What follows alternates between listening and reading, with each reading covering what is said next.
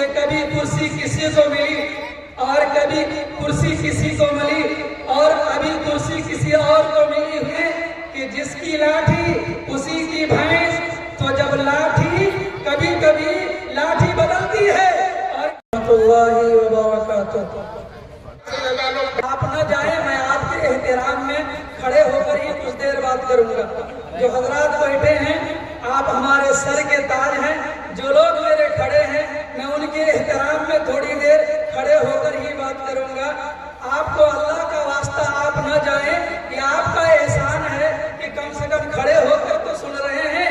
ایک وقت تو وہ آئے گا کہ دروازہ کھٹکھٹا کر کے لوگوں کو بلا کر کے کلمہ پڑھوانا پڑے گا، اسے ایمان دھرم بتانا پڑے گا.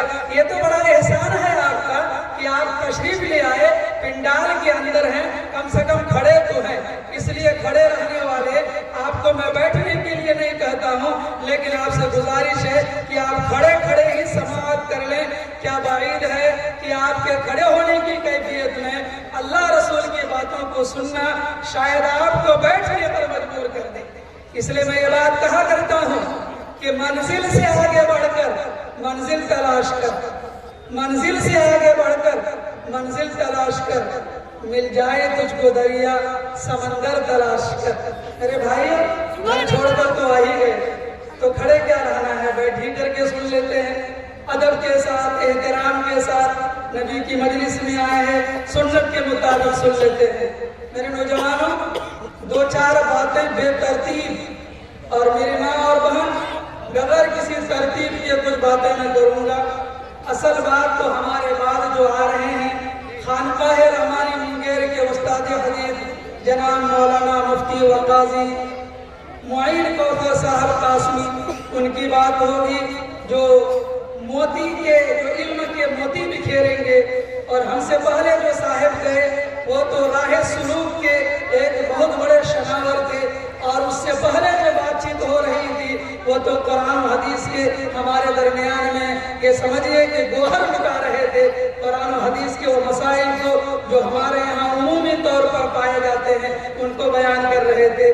اور پھر آخر میں ہمارے درمیان میں بنگال کی سرزمین سے تشریف لائے ہیں جناب مفتی جسیر احمد صاحب، جو شیخ الحدیث ہیں ٹھیکری باری مدرسے کے.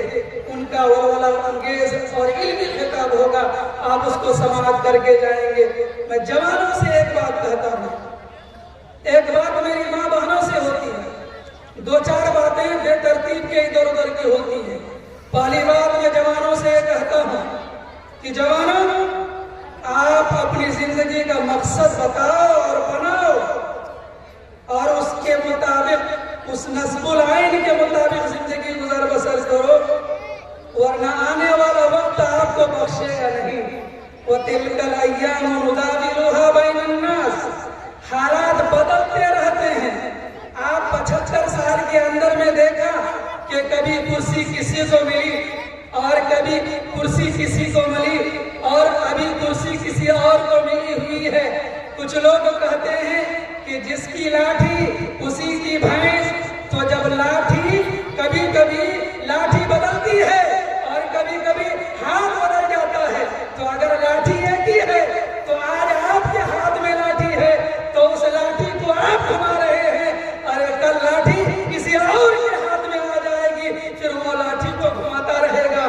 آج ظلم کی بنیاد پر آپ لاٹھی کو چلا رہے ہو، ارے کل عادل لوگوں کے ہاتھ میں لاٹھی آئے گی، وہ عدل کا ایک بیڑا پار کرے گا اور دنیا کے اندر عدل و انصاف کو قائم کرے گا. اس لیے میرے نوجوانوں، جانوروں کی طرح زندگی گزارنا چھوڑ دو. یہ کیوں ایسا؟ جانور بھی رات بھر کھا کر سوتا ہے، اور یہ سمجھیے کہ یہ انسان اگر رب کا نہیں ہے تو جانور سے بدتر ہے. کہا بل ہم اضل، جانوروں سے بھی زیادہ بدتر ہے انسان. ایک جانور ہے، اس جانور کو جب آپ خرید کر لاتے ہیں، اس کو باندھ دیتے ہیں، اس کو چارہ دیتے ہیں، آپ کی مرضی کے مطابق وہ جانور کام بھی کرتا ہے. جب کھانے کے لیے دیا تو کھایا، جب اندر کر دیا تو اندر میں ہے. اس لیے میرے نوجوانوں، جانوروں کی طرح زندگی ہمیں اور آپ کو نہیں گزر بسر کرنی ہے. ہم اور آپ آقا کے دیوانے ہیں، ہمیں اور آپ کو آقا کا دیوانہ بننا چاہیے. کیسا آقا کا دیوانہ؟ وہ مدینے کی سرزمین ہے، آقائے مدنی کا زمانہ ہے. آقائے مدنی اپنے کلمے کا پرچار کر رہے ہیں، تبلیغ کر رہے ہیں. ایک نوجوان ہے، بڑا حسین و جمیل ہے، گورا چٹا ہے، خوبصورت ہے، ماں مکے کی ماہدار خاتون ہے. اور اس کے بارے میں آتا ہے کہ ایک مرتبہ جو لباس جسم میں چڑھا لیتا تھا دوبارہ اور اس کو نہیں پہنتا تھا، جو عطر وہ لگاتا تھا، جس گلی سے گزرتا تھا ہفتے بھر اس کی مہک محسوس کی جاتی تھی. لیکن وہ نوجوان جب نبی کے بارے میں سنتا ہے، نبی کے دربار میں جاتا ہے اور نبی کا چہرہ انور دیکھتا ہے، تو جب چہرہ دیکھتا ہے تو نوجوان یہ کہتا ہے یہ کسی جھوٹے کا، یہ کسی کاذب کا چہرہ نہیں ہو سکتا. اس لیے کہا کہ آپ کا کلمہ پڑھے بغیر ہمارے لیے نجات کا کوئی ذریعہ نہیں ہے. چنانچہ وہ نوجوان کلمہ پڑھتا ہے. میرے نبی فرماتے ہیں ابھی نیا نیا زمانہ ہے، تم گھر جا کر نماز نہ پڑھنا. یہ نوجوان کہتا ہے کہ کل تک تو میں تاریکی میں تھا، آج میں اجالے میں آ گیا، کیوں نہیں میں نماز پڑھوں گا. یہ نوجوان گھر میں جا کر نماز پڑھنے لگا. ماں نے دیکھا، بھائی نے دیکھا، برادری کے لوگوں نے دیکھا، سمجھایا بجھایا، کہا تم بے دین ہو گئے ہو. ماں نے بھی سمجھایا، باپ نے سمجھایا، برادری کے لوگوں نے سمجھایا، مارا پیٹا. جب اس نے دیکھا کہ نہیں ایمان سے پھرنے والا نہیں ہے تو پھر ماں نے اور باپ نے کہا، باپ نے اس سے یہ کہا کہ تم آج نکل جاؤ میرے گھر سے. اس کو ننگا کر دیا. اور جب جانے لگا تو اس کے نوجوان ساتھیوں نے کہا او میرے دوست، ارے کیا ملا نبی کا کلمہ پڑھ کر؟ ارے تم ناز و نعمت میں پلے تھے، تمہارا لباس بھی ختم ہو گیا، تمہارا قیمتی عطر بھی ختم ہو گیا، کوئی تمہارا پرسان حال نہیں ہے. تو میرے نوجوانوں، اس جوان نے کیا جواب دیا تھا یاد رکھو گے؟ رکھو گے یاد؟ میں نوجوانوں سے یہ بات کہتا ہوں، اس نوجوان نے یہ جواب دیا تھا کہ او کمینے، تو محمد اور محمد کی محبت کو کیا جانے. تو جو نبی کا کلمہ پڑھتا ہے وہی نبی کی محبت کو جانتا ہے. ہم نے اور آپ نے تو سرسری طور پر کلمہ ماں باپ کے ذریعے سے حاصل کر لیا ہے، اس لیے ہمیں اور آپ کو اس کی کوئی قدر و قیمت نہیں ہے. اس لیے میرے نوجوانوں، آپ نبی کا پکا سچا عاشق بنو اور نبی کی سنت کے مطابق زندگی گزارو. یہ میرا پہلا پیغام ہے. دوسری بات جو مجھے کہنی ہے آپ سے وہ یہ کہنی ہے کہ موت کئی مرتبہ آئے گی، موت کئی مرتبہ آئے گی، ایک مرتبہ آئے گی. کبھی آپ نے دیکھا کہ ہاسپٹلوں میں بھی موت آتی ہے، آپ نے دیکھا کہ بائک چلاتے ہوئے بھی موت آ جاتی ہے، آپ نے دیکھا کہ بسترے میں ایک بیمار ہے، 10 سال تک بیمار ہے، علاج و معالجہ ہو رہا ہے، دعا کی جا رہی ہے، وہ اللہ سے کہتا ہے اللہ مجھے عافیت کی زندگی دیجئے، اگر میرے مقدر میں جانا ہے تو مجھے اپنے پاس بلا لیجئے. لیکن بندہ دعا کرتا رہتا ہے، بسترے میں اللہ اللہ کرتا رہتا ہے، لیکن اس کو موت نہیں ہوتی ہے تو موت نہیں آتی ہے. تو پتہ یہ چلا کہ بیمار آدمی کو بھی موت کبھی نہیں آتی ہے اور کبھی صحت مند چلا جاتا ہے. اس لیے موت ایک مرتبہ آئے گی. کئی مرتبہ آئے گی؟ ایک مرتبہ آئے گی. بہت مرتبہ موت بچے کو آ جاتی ہے، جوان کو آ جاتی ہے، بوڑھے کو آ جاتی ہے. ہمارے سماج میں ہم اور آپ اس چیز کو دیکھتے رہتے ہیں، تو پھر موت سے ڈرنا کیوں ہے؟ آقا مدنی جناب محمد رسول اللہ صلی اللہ علیہ وسلم نے ارشاد فرمایا میری امت جب تک دو کام کرتی رہے گی دنیا میں فوز و فلاح، کامیابی اور کامرانی اسے ملے گی، اور جب یہ میری امت ان دونوں چیزوں کو پس پشت ڈال دے گی، اس پر عمل پیرا نہیں ہوگی تو ذلیل و خوار ہو کر رہے گی. آج یہ امت ان دونوں چیزوں کو چھوڑ دیا ہے. کیا کہا آقا نے؟ حب الدنیا و کراہیت الموت. آقا نے فرمایا کہ اگر ہماری امت کے درمیان ان کے دلوں میں اگر دنیا کی محبت پیدا ہو جائے اور موت سے نفرت پیدا ہو جائے، وہ مرنے سے گھبرانے لگے اور دنیا کی محبت جو اس کی زندگی بڑھتی جائے، دنیا کی محبت دل دل میں آتی جائے. آج 1 منزلہ مکان ہے, بیٹوں کے لیے بنا لیا تو چلو میرے پوتے لوگ بھی 8 ہو گئے ہیں تو 8 بیگھے زمین اس کے لیے بھی بن جائے. چلو پڑ پوتا ہو گیا ہے تو پڑ پوتے کے لیے بھی 8 منزلہ مکان بن جائے.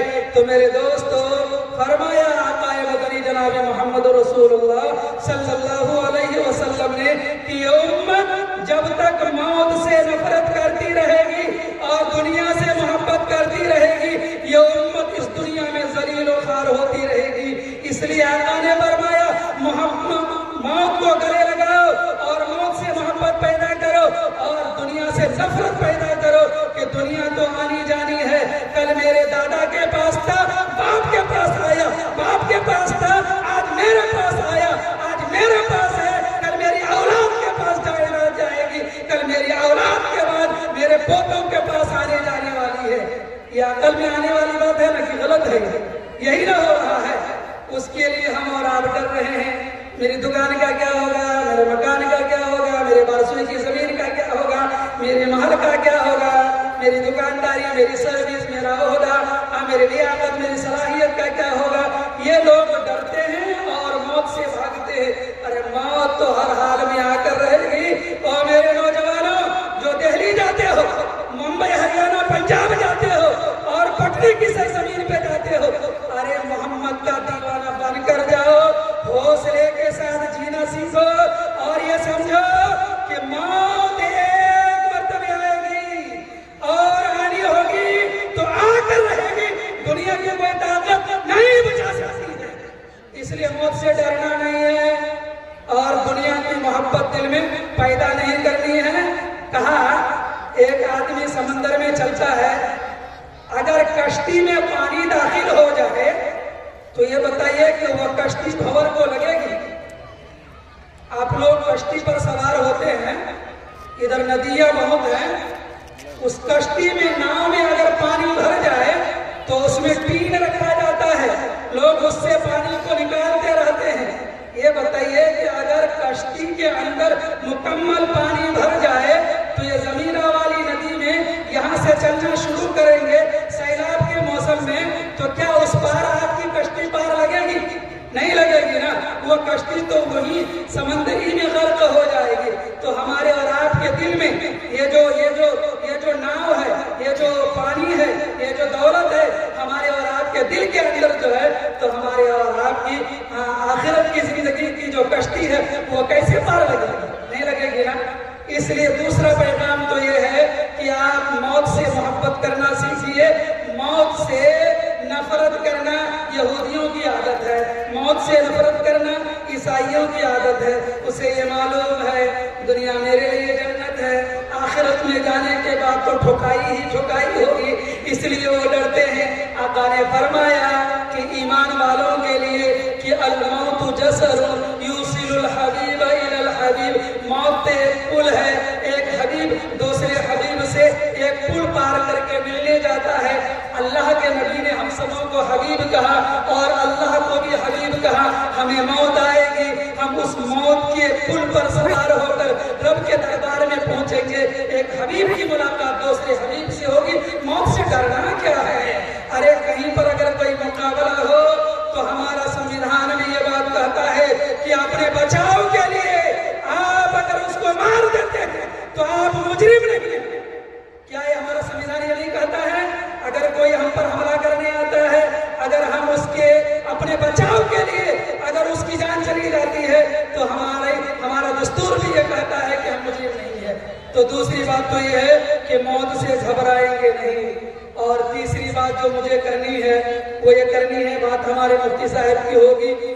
یہاں جتنے لوگ ہیں سبھی لوگ باپ اور ماں کی اولاد ہیں, نوجوان ہیں نا, جتنے لوگ ہیں وہ حضرت عیسیٰ علیہ السلام تھے جو بغیر باپ کے پیدا ہوئے تھے, ہے نا, اور حضرت آدم علیہ السلام جو بغیر ماں اور باپ کے پیدا ہوئے تھے, اور حضرت حوا علیہ السلام جو حضرت آدم کی پسلی سے پیدا ہوئے تھے. اس کے علاوہ اس دنیا میں تو ایک نظام چل رہا ہے جو ماں اور باپ کے ذریعے سے آنے کا. تو یہاں جتنے بھی انسانوں کا سمندر, یہ میری ماں اور بہن نظر آ رہی ہے, ان سب کا کوئی نہ کوئی باپ ہے اور کوئی نہ کوئی ماں ہے کے ساتھ میں زیادہ تر لوگ وہ ہیں جن کی بیٹیاں بھی ہوں گی، جن کی بہنیں بھی ہوں گی۔ تو میں آپ سے ایک سوال کروں، جتنے نوجوان یہاں پر ہیں، یہ موبائل استعمال کرنے والے میرے نوجوان بھائیوں، غور سے سنو، میں آپ سے یہ بات کہوں کہ آپ کی ماں ہو، آپ کی بیٹی ہو، آپ کی بہن ہو، آپ کی بھانجی ہو، آپ کی بھتیجی ہو، جو ناک ہے، ماں ناک ہے، بیٹی سماج کی ناک ہے، بہن بھائی کی ناک ہے، بھتیجی چچا کی ناک ہے، بھانجی یہ ماما کی ناک ہے نا، یہ ہم سب لوگ اس کو ناک بولتے ہیں۔ اچھا یہ بتائیے کہ اس پورے مجمع میں کون ایسا دل گردہ والا بے غیرت انسان ہے جو اس بات کے لیے آمادہ اور تیار ہو کہ اس آدمی کی ماں سے کوئی آدمی، غلط آدمی فون سے بات کرے اور ان کے ساتھ انگڑائیاں لے اور ان کے ساتھ اپنی نگاہیں ملائے اور ان کی رات بھی گزارے اور دن کو بھی ان کے ساتھ گھمائے؟ ہائے کوئی ایسا نوجوان ہمارے سماج میں بے غیرت جو اس بات کے لیے آمادہ اور تیار ہوگا کہ ہاں اگر کوئی میری ماں کے ساتھ ایسا کرتا ہے تو کرے، ہمیں کوئی حرج نہیں ہے۔ ہے کوئی بے غیرت انسان؟ ہے کوئی بے غیرت انسان نہیں ہوگا؟ کوئی ایسا بے غیرت انسان ہے جو اپنی بیٹی کے بارے میں یہ بات کہے کہ میری بیٹی اگر کہیں چلی جاتی ہے تو چلی جائے؟ کوئی ایسا نہیں ہوگا۔ اسی طریقے سے کوئی بھائی، اسی طریقے سے کوئی چچا، اسی طریقے سے کوئی ماما۔ تو جب ماموں یہ نہیں چاہتا کہ کوئی اس کی بھانجی کے ساتھ کوئی بات کرے، چچا نہیں چاہتا کہ اس کی بھتیجی کے ساتھ کوئی بات کرے، باپ نہیں چاہتا کہ اس کی بیٹی کے ساتھ کوئی بات کرے، اور بیٹا نہیں چاہتا کہ اس کی ماں کے ساتھ کوئی بات کرے، تو میرے نوجوانوں، اسی سماج کا تو میرا نوجوان ہے، اسی سماج کا نوجوان 4 بچے کی ماں کو لے کر بھاگ جاتا ہے اور 2 سال کے بعد دہلی، ممبئی، ہریانہ، پنجاب ساتھ میں رہتا ہے، 2 ناجائز بچہ لے کر آتا ہے اور دارالقضا کا دروازہ کھٹکھٹاتا ہے اور یہ کہتا ہے کہ میں 2 سال پہلے اس کو لے کر بھاگ گیا تھا، اس کا شوہر اس کو طلاق دینے کے لیے تیار نہیں ہے، میرا خلا کرا دو۔ تو میرے وہ بے غیرت نوجوان، جب تو نہیں چاہتا کہ تیری ماں کے ساتھ کوئی کرے، تیری بیٹی کے ساتھ کوئی کرے، تیری بہن کے ساتھ کوئی نہ کرے، کوئی تیری بھتیجی اور بھانجی کے ساتھ نہ کرے، تو اتنا بے غیرت کیسے ہو گیا کہ دوسری کی بیوی کو لے کر، دوسری کی بیٹی کو لے کر، دوسری کی بہن کو لے کر، دوسری کی بھانجی کو لے کر، دوسری کی بھتیجی کو لے کر دوسری جگہ چلا گیا؟ یہ سماج کا بے غیرت ہے کہ نہیں ہے نا؟ میرے نبی کے زمانے میں ایک نوجوان نے یہ کہا تھا، یا رسول اللہ میں کلمہ بھی پڑھوں گا، میں یہ بھی کروں گا، میں وہ بھی کروں گا، میں سب کچھ کروں گا، لیکن یا رسول اللہ مجھے بدکاری کی اجازت دے دیجئے، میں گناہ کرنا چاہتا ہوں، میں زناکاری کرنا چاہتا ہوں۔ آقا نے ارشاد فرمایا، صحابہ موجود تھے، جب یہ بات آئی تو صحابہ بالکل ان کو مارنے کے لیے دوڑنے لگے۔ حضور نے کہا ماں رک جاؤ، اس صحابی کو قریب میں بلایا اور صحابی سے یہ کہا، او میرے نوجوان، تو چاہتا ہے کہ تیری ماں کے ساتھ ایسا کوئی کرے؟ اس نوجوان نے کہا، لا یا رسول اللہ، اے اللہ کے رسول، میں ہرگز اس بات کے لیے تیار نہیں ہوں۔ تو آقا نے فرمایا، تم جس عورت کے ساتھ یہ کرنا چاہتے ہو وہ بھی کسی کی ماں ہوگی۔ پھر حضور نے فرمایا، کیا تم چاہتے ہو کہ کوئی تمہاری بیٹی کے ساتھ ایسا کرے؟ اس نوجوان نے کہا، لا یا رسول اللہ، اے اللہ کے رسول، میں ہرگز اس بات کے لیے آمادہ اور تیار نہیں ہوں۔ تو حضور نے فرمایا، اس بچی کے ساتھ جس کے ساتھ تم بدکاری کرنا چاہتے ہو وہ بھی کسی کی بیٹی ہوگی۔ پھر حضور نے بہن کا واسطہ دیا، پھر بھتیجی کا واسطہ دیا، خالہ کا واسطہ دیا، پھوپھی کا واسطہ دیا۔ اس نوجوان کو پھر قریب بلایا، میرے نبی نے سینے پر ہاتھ رکھا، ان کے لیے دعا فرمائی، اے اللہ میرے اس بھائی کے دل کو گناہوں سے پاک کر دیجئے۔ حضور نے دعا فرمائی، اس کے بعد وہ نوجوان توبہ کر کے وہاں سے نکلا۔ اور میرے نوجوانوں، میں یہ چاہتا ہوں کہ آج کی اس مجلس میں مدرسہ تعلیم القرآن امانت نگر ضمیرہ کے اس جلسے کے اسٹیج سے اور اس سارے پنڈال سے میں اپنے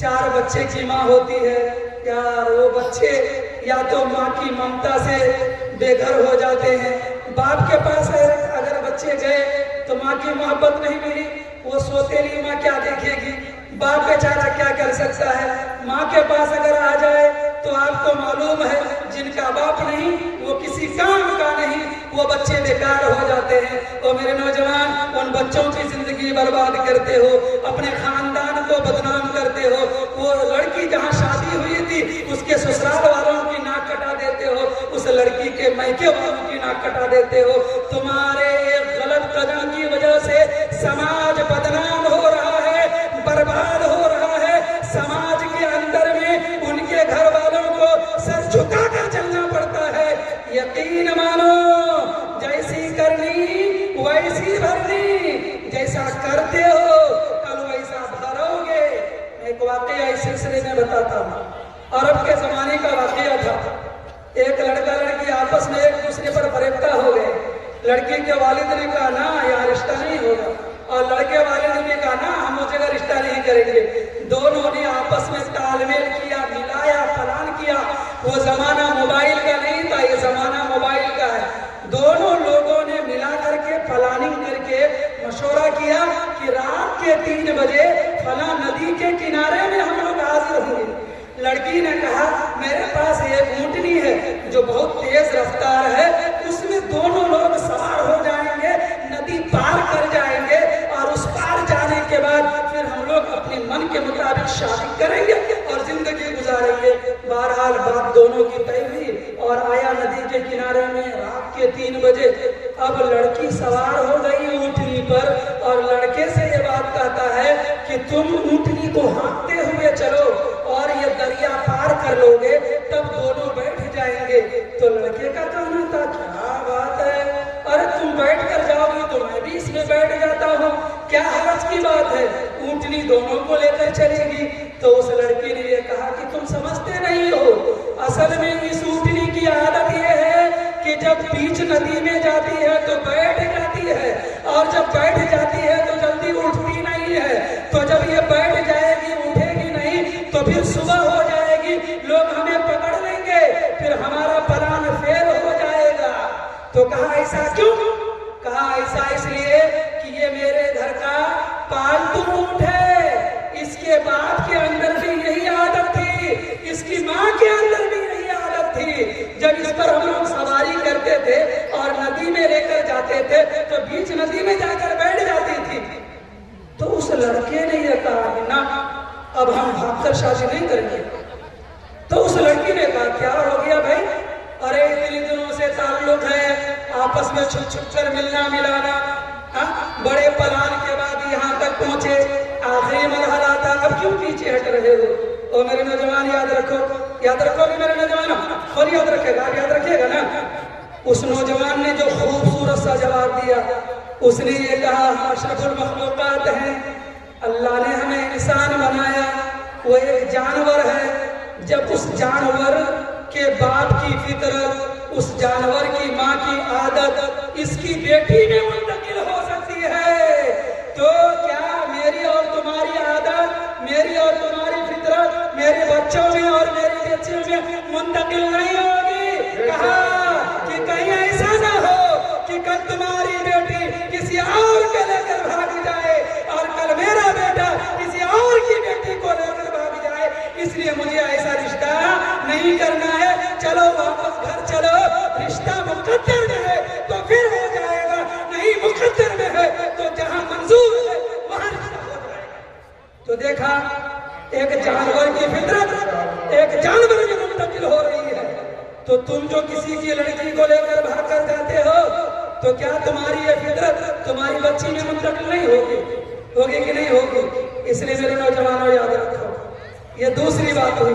اور تیسری بات جو میں کہنے کے لیے جا رہا ہوں یہ پگڑی سے متعلق۔ میرے سماج میں ڈاکٹر کا ہونا بہت ضروری ہے، بالکل ہونا ضروری ہے، ہونا چاہیے، ڈاکٹر کا ہونا ضروری ہے، ہونا چاہیے۔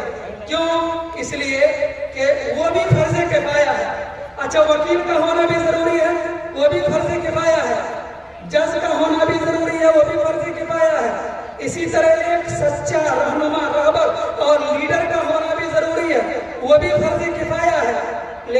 آپ کو ایک بات بتا دوں کہ میرے ڈاکٹر صاحب شاید ڈاکٹر علی اصغر اعظم صاحب تشریف لائے ہوں گے. اگر میری آواز میرے ڈاکٹر صاحب کی کانوں تک اگر پہنچ رہی ہے تو پیش کی معذرت ہے. آپ الحمدللہ بہت اچھا کام کر رہے ہیں. الحمدللہ جتنے ڈاکٹر حضرات ہمارے ہیں وہ خدمت خلق کا کام انجام دیتے ہیں, مخلوق کی خدمت کرتے ہیں. اگر وہ سچائی کے ساتھ امانت داری کے ساتھ کرتے ہیں یقیناً جنت کی گارنٹی ہے. کوئی وکیل ہے اگر واقعی سچائی کے ساتھ انصاف پر عمل کرتا ہے جنت کی گارنٹی ہے. اگر کوئی جج ہے اگر انصاف کے ساتھ وہ ترازو میں توڑ کر فیصلہ کرتا ہے جنت کی گارنٹی ہے. لیکن مجھے معاف کیجیے اور یہ کہنے دیجیے کہ جب جج مرے گا تو مرنے کے بعد جج کے نام پر نہیں اٹھایا جائے گا. وکیل جب مرے گا تو وکیل کے نام پر نہیں اٹھایا جائے گا. جب میرا سیاستدان M L A M P مرے گا تو کل قیامت کی دن M L A M P کے نام پر نہیں اٹھایا جائے گا. اور کل اگر کوئی وکیل مرے گا تو کل قیامت کے دن میدان محشر میں وکیل بن کر نہیں اٹھایا جائے گا. لیکن قربان جائیے آقائے مدنی جناب محمد رسول اللہ صلی اللہ علیہ وسلم کے اوپر انہوں نے یہ فرمایا حافظ قرآن سے کہا جائے گا یقال لصاحب القرآن اقرأ وارتقی ورتل کما كنت ترتل في الدنيا فإن منزلك عند آخر آیت تقرأها. آقا ارشاد فرماتے ہیں کہ کل قیامت کے دن حافظ قرآن سے کہا جائے گا اے حافظ قرآن, قرآن کریم پڑھتا جا, جنت کے درجوں میں چڑھتا جا, جہاں جا کر تو رکے گا وہ تیری آخری منزل ہے. کس نے فرمایا؟ آقا نے فرمایا. کیا کہہ کر پکارا جائے گا؟ کیا کہہ کر؟ یقال لصاحب القرآن, صاحب قرآن کہہ کر پکارا جائے گا. تو پتہ یہ چلا یہ پگڑی حاصل کرنے والا بچہ, سینے میں قرآن محفوظ کرنے والا بچہ آج وہ میرا امام ہے, آج وہ میرے سر کا تاج ہے. آج اللہ کا قرآن سینے میں محفوظ کیا, دنیا میں بھی حافظ قرآن اور مرنے کے بعد بھی حافظ قرآن نہیں, مرنے کے بعد حافظ قرآن نہیں. اور کیا کہا؟ یہ فرمایا کہ ایک حافظ قرآن اپنے خاندان کے 10 ایسے لوگوں کو جنت میں لے کر جائے گا جن کے لیے جہنم میں جانا ہو یقینی ہو چکا. یہ کسی اور کے بارے میں نہیں کہا گیا ہے, یہ طے ہے. ڈاکٹر ہونا چاہیے, انجینئر ہونا چاہیے, وکیل ہونا چاہیے. اب تو الحمدللہ عالم علماء بن کر لوگ وکیل بن گئے ہیں. کیرالہ میں ابھی 50 لوگ وکیل بن کر تیار ہوئے. اور الحمدللہ انہی مدارس کے پڑھنے والے طالب علم, اسی مدرسے کا پڑھنے والا طالب علم جس کے سر پر آج دستار بندی باندھی جائے گی وہ بچہ شاہین میں پڑھتا ہے. اور کل کے آنے والے وقت میں وہ بچہ حافظ قرآن بھی ہوگا اور ایک بہترین ڈاکٹر بھی. میری چوتھی بات آپ تمام سیاستدانوں سے, چوتھی بات پیش کی معذرت کے ساتھ آپ کو علماء کرام نے کرسی دے دی, آپ کو M L A M P بنا دیا, بنایا نا. آج تک کوئی مولانا کو آپ نے دیکھا سوائے مولانا اسرار اللہ قاسمی کے, اور ابھی ایک صدیق اللہ چودھری بنگال میں ہے جو ایم ایل اے ہے, اور ایک مولانا مفتی اسماعیل صاحب مالیگاؤں کے. اس کے علاوہ آپ گن نہیں سکتے ہیں اس کو. لیکن آپ یاد رکھیے, آپ سوچ سکتے ہیں کہ یہ صورتحال علماء نے کیا کیا؟ مدرسہ قائم کیا, علماء نے خانقاہ کو سجایا, علماء نے تبلیغی جماعت کو چلایا, علماء نے مسجد کے نظام کو چلایا. اس کا کوئی فنڈ ہے کوئی فنڈ؟ جو خرچہ ہے وہی فنڈ ہے, خود وصول کر رہے ہیں. اس کے متعلق ہمارے مفتی صاحب بیان کریں گے انشاءاللہ. تو میں اب یہ کہنا چاہوں گا کہ 75 سال آپ سیاستدانوں کو دیکھ لیا, آپ اپنی کرسی بھی نہیں بچا سکے اور میری گوریاں اور میری چٹائی بھی چھننے کے کگار پر ہے نا. آپ اسمبلی میں کیا کر رہے تھے؟ آسام کے سارے مدرسے اسکول میں تبدیل ہو گئے. اتر پردیش میں روزانہ 2.5 گھنٹے, لکھنؤ میں روزانہ 2.5 گھنٹے سنوائی ہو رہی ہے اس بات کی کہ ان اداروں کو, ان مدرسوں کو